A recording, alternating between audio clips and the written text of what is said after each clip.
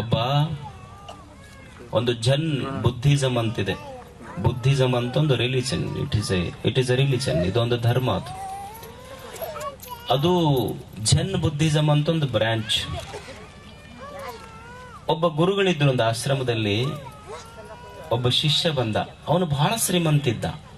ಅವನ ಹತ್ರ ಬಂಗ್ಲೆ ಇತ್ತು, ಕಾರ್ ಇತ್ತು, ದುಡ್ಡಿತ್ತು, ಆಳುಗಳಿತ್ತು, ಎಲ್ಲ ಇತ್ತು.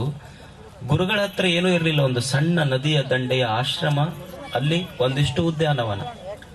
ಗುರುಗಳಿಗೆ ಬಂದು ಕೇಳ್ತಾನೆ ಆತ ಶಿಷ್ಯ, ಗುರುಗಳೇ, ನನಗೆ ದೇವರೆಲ್ಲ ಕೊಟ್ಟಾನ, ಏನೂ ಕಡಿಮೆ ಇಲ್ಲ, ಆದ್ರೂ ಯಾಕೆ ಸಂತೋಷ ಇಲ್ಲ ಮನುಷ್ಯನಾಗ? ದೇವರೆಲ್ಲ ಕೊಟ್ಟ, ನನಗೆ ಏನೂ ಕಡಿಮೆ ಇಲ್ಲ ಜೀವನದಲ್ಲಿ, ಆದ್ರೂ ಸಂತೋಷ ಇಲ್ಲಲ್ಲ ಯಾಕ? ಗುರುಗಳಂದ್ರು, ಮತ್ತೆ ದೇವ್ರು ಎಲ್ಲಾ ನಿನಗೆ ಕೊಟ್ಟ ಮೇಲೆ ಸಂತೋಷ ಇರ್ಬೇಕಾಗಿತ್ತಲ್ಲ ನಿನಗ. ನಾನು ಅದನ್ನ ವಿಚಾರ ಮಾಡಕತ್ತೀನಿ. ನಿಮ್ಮ ಹತ್ರ ಏನೂ ಇಲ್ಲ, ಒಂದು ಸಣ್ಣ ಗುಡಿಸಲಿನೊಳಗದಿರಿ, ಆದ್ರೆ ನಿಮ್ಮ ಮುಖದ ಮೇಲೆ ಎಷ್ಟು ಖಳೆ, ಎಷ್ಟು ತೇಜಸ್ಸು. ನನ್ನ ಮುಖದ ಮೇಲೆ ಯಾಕೆ ಖಳೆ ಇಲ್ಲ? ನನ್ನ ಎದೆಯೊಳಗೆ ಯಾಕೆ ಸಂತೋಷ ಇಲ್ಲ? ಗುರುಗಳಂದ್ರು, ತಿಳ್ಕೊಬೇಕಂತ ಬಂದೇನು ನೀನು? ಇಲ್ಲ, ತಿಳ್ಕೊಬೇಕಂತ ಬಂದೇನೆ. ಹಾಗಾದ್ರೆ ಹೊರಗೆ ಒಂದು ತೋಟ ಐತಲ್ಲ ಆಶ್ರಮದ್ದು, ಆ ತೋಟದೊಳಗೆ ಕೂಡು ಅಂತ ಹೇಳಿದ್ರು. ಶಿಷ್ಯ ಹೋಗಿ ಆ ತೋಟದೊಳಗೆ ಕುಂತ. 1 ತಾಸಾತು, 2 ತಾಸಾತು, ಗುರುಗಳೇನು ಕರೀಲಿಲ್ಲ. ಆಮೇಲೆ 2 ತಾಸಾದ್ಮೇಲೆ ಕರೆದ್ರು ಗುರುಗಳು. ನಿನಗೆ ಅರ್ಥ ಆತೇನು ಅಂತ ಕೇಳಿದ್ರು. ನಿನಗೆ ಯಾಕೆ ದುಃಖ ಆಗೈತಿ? ನಿನ್ನ ಜೀವನದೊಳಗೆ ಯಾಕೆ ಸಂತೋಷ ಇಲ್ಲ ಅಂತ ನಿನಗೆ ತಿಳಿದೈತೇನು? ಅವಾಗ ಶಿಷ್ಯ ಹೇಳ್ದ, ನನಗೆ ತಿಳಿದಿಲ್ಲ. ಅಲ್ಲ, ಈ ತೋಟ ನೋಡಿ ಎಲ್ಲ ನಿನಗೆ ತೋಟ ನೋಡಿದ ಮೇಲೆನೂ ಗೊತ್ತಾಗ್ಲಿಲ್ಲ, ಎಲ್ಲ ತೋಟ ನೋಡಿದ ಮೇಲೆನೂ ಅರ್ಥ ಆಗ್ಲಿಲ್ಲ ನಿನಗ? ಅವ ಅಂದ, ಇಲ್ಲ, ಅರ್ಥ ಆಗ್ಲಿಲ್ಲ ನನಗ. ನೋಡು, ಈ ನಿಸರ್ಗ ಐತಿ, ಮನುಷ್ಯನೂ ಅದಾನ. ಎಂದಾದರೂ ಕುರಿ, ಕೋಳಿ, ಪಶು, ಪಕ್ಷಿ, ಪ್ರಾಣಿ, ಪುರಾಣ, ಪ್ರವಚನ ಕೇಳ್ಯಾವೇನು? ಏನೂ ಕೇಳಿಲ್ಲ, ಆದ್ರೂ ಎಷ್ಟು ಸಂತೋಷವಾಗಿ ಅದಾವು.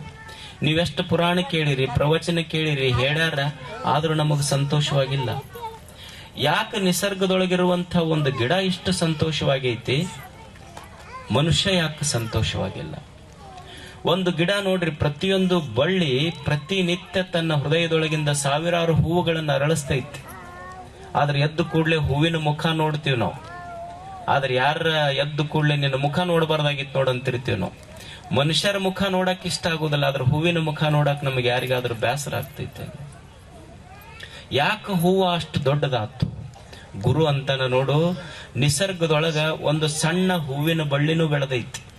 ಯಾಕೆ ನಿಸರ್ಗ ಸಂತೋಷವಾಗೈತಿ, ಮನುಷ್ಯ ದುಃಖಿ ಯಾಕದಾನಂದ್ರ, ಒಂದು ಸಲ ನಿಸರ್ಗ ನೋಡು, ಒಂದು ಸಣ್ಣ ಹೂವಿನ ಗಿಡನೂ ಬೆಳೆದೈತಿ. ಎಷ್ಟೈತಿ? 3 ಫೀಟ್ ಐತಿ. ಅದರ ಮಗ್ಗಲು ಒಂದು ತೆಂಗಿನ ಗಿಡನೂ ಬೆಳೆದೈತಿ, 50 ಫೀಟ್ ಬೆಳೆದೈತಿ. ತೆಂಗಿನ ಗಿಡ ಅದರ ಪಾಡಿಗೆ ಅದು ಬೆಳೆದೈತಿ, ಹೂವಿನ ಗಿಡ ಅದ್ರ ಪಾಡಿಗೆ ಅದು ಬೆಳೆದೈತಿ.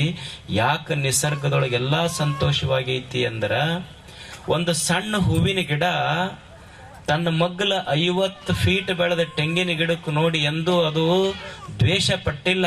ಇದು ನನ್ನ ಮಗ್ಗಲ ಇದ್ದು ಇಷ್ಟೆತ್ತರಕ್ಕೆ ಯಾಕೆ ಬೆಳಿಬೇಕು, ಹೆಂಗರ ಮಾಡಿ ಅದನ್ನು ಮುರಿಬೇಕಂತದು ಎಂದೂ ಇಚ್ಛೆ ಪಟ್ಟಿಲ್ಲ. ಅದರ ಪಾಡಿಗೆ ಅದು ಬೆಳೆದೈತಿ, ಇದರ ಪಾಡಿಗೆ ಇದು ಬೆಳೆದೈತಿ, ಅದಕ್ಕೆ ಅದು ಸಂತೋಷ ಆಗೈತಿ. ಮನುಷ್ಯ ಹಾಗಲ್ಲ.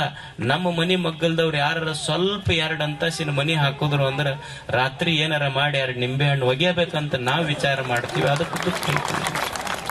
ಗಿಡ ಮಗ್ಗಲಿದ್ದಕ್ಕೆ ಬೆಳೆಸೈತಿ, ಅದಕ್ಕೆ ಅದು ಸಂತೋಷ ಐತಿ. ನಾನು ಮಗ್ಗಲಿದ್ದವ್ರಿಗೆ ಒಂದು ಸ್ವಲ್ಪ ಚೆಂಡು ಹಾರಿಸಬೇಕಂತೀನಿ, ಅದಕ್ಕೂ ದುಃಖ ಆಗೈತೆ ನನಗಷ್ಟೇ. ನಿನ್ನ ಎದೆಯೊಳಗಿನ ಸಂತೋಷ ನಿನಗ, ಪ್ರೇಮ ನಿನಗ ಸಂತೋಷ ಕೊಟ್ಟು, ನಿನ್ನ ಎದೆಯೊಳಗಿನ ದ್ವೇಷ ನಿನಗ ದುಃಖ ಕೊಡ್ತೈತಿ. ಅದಕ್ಕೆ ಮನುಷ್ಯ ಬದುಕಬೇಕಾದ್ರ ಪ್ರೇಮ ತುಂಬಿಕೊಂಡು ಬದುಕುವುದೇ ಹೊರತು ದ್ವೇಷ ತುಂಬಿಕೊಂಡು ಬದುಕುವುದಲ್ಲ. ನನ್ನ ಮನೆ ಈಗ ಒಬ್ಬ ಯಾರೋ ಹೊಲ, ನನ್ನ ಮಗ್ಗಲಿದ್ದ ಹೊಲ, ಅವಂದು 10 ಚೀಲ ಆಗಲ್ಲ 15 ಚೀಲ ಆತಪ್ಪ. ಏನಾರ ಮಾಡಿ ಇವನು ಹೊಲಕ್ಕೆ ಏನಾರ ಒಂದಿಷ್ಟು ಗೊಂಬೆ ಮಾಡಿ ಒಗಿಬೇಕನ್ನೋ ಬುದ್ಧಿ ಬರಬಾರ್ದ ನಮಗ. ದ್ವೇಷ ಇತ್ತು, ಮನಸ್ಸು ಕೆಡತೈತಿ. ಅವ 15 ಚೀಲ ಬೆಳೆದಾನ ಅಂದ್ರೆ ಸಂತೋಷ ಪಡ್ಬೇಕು. ಅವ ಕಷ್ಟಪಟ್ಟಾನ, ದೇವ್ರನಿಗೆ ಕೊಟ್ಟಾನಪ್ಪ, ಮುಂದಿನ ಸಲ ನಾನು ಕಷ್ಟಪಟ್ಟು 20 ಚೀಲ ಬೆಳೆಯಬಲ್ಲೆ, ಅವನು ನೋಡಿ ಕಲಿತೀನಿ ಅಂತ ಪ್ರೇಮ ಬಂತು, ನೀ ದೇವ್ರಾಗ್ತಿ ಅಷ್ಟೇ. ನಿನ್ನ ಎದೆಯೊಳಗಿನ ಪ್ರೇಮ ನಿನಗೆ ದೊಡ್ಡದು ಮಾಡುತ್ತೆ.